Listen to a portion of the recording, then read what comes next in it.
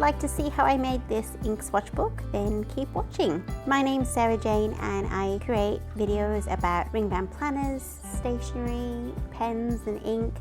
If that's something that you're interested in, then perhaps consider subscribing to my channel. If this is your first time here, then welcome. If you are one of my lovely subscribers, then thank you so much and welcome back. So the items that we'll need to make this ink swatch book is some paper. You'll need something that you can use as a cover. I had a couple of options to choose from. A hole punch, a binder ring, something to cut with, so some scissors or a paper trimmer. And optional is a corner punch. Some extras, which you'll see me using, are some hole reinforcement patches and an embossed label from the Tomoe label maker. So to cut my paper, I decided to use my paper trimmer because I have one and it's a bit easier and neater than using scissors. You can see that I've put this little guide using some washi tape. I know where to line my paper up before I cut it. I'm using scraps of paper here. So this is white 52 GSM Tomoe River paper. Of course, Tomoe River paper is no more now, so all scraps shall be used. So a benefit for me to use the Tomoe River paper in my ink swatch book is that it is the paper that I have in my journal. So it's good to be able to see what the ink is going to look like in my journal. So here it is all cut.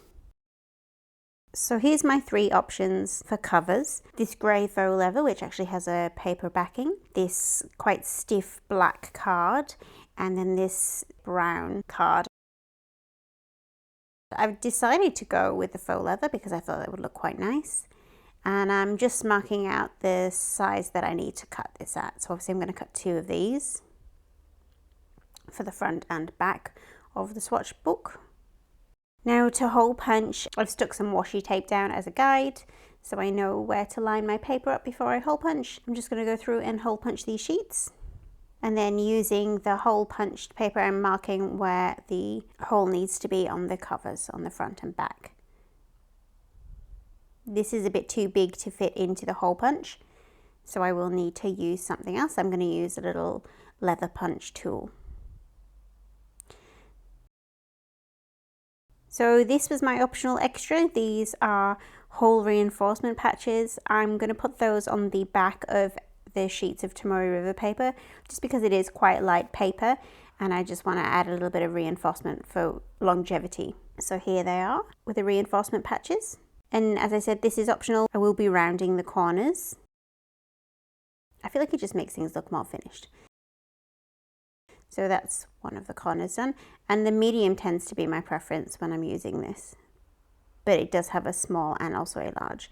I'll leave a link in the description for this corner punch because it is very good.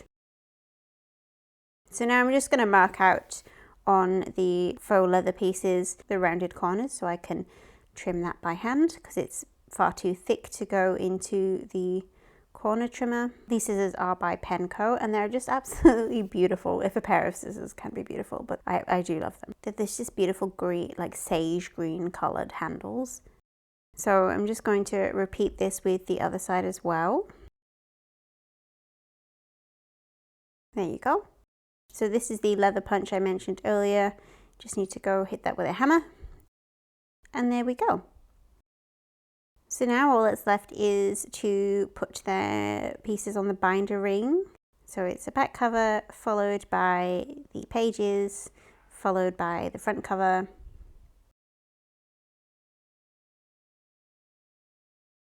And there's my little ink swatch book.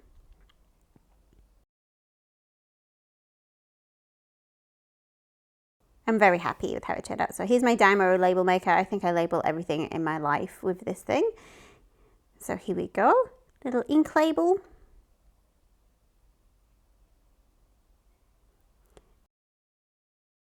And you can tell by the inky fingers that I have quickly gone off and swatched some of my inks. And I just love how they look inside this little binder. Thank you so much for watching my video. If you like this video, please give it a thumbs up or maybe leave a comment down below, and I will see you next time. Thank you. Bye.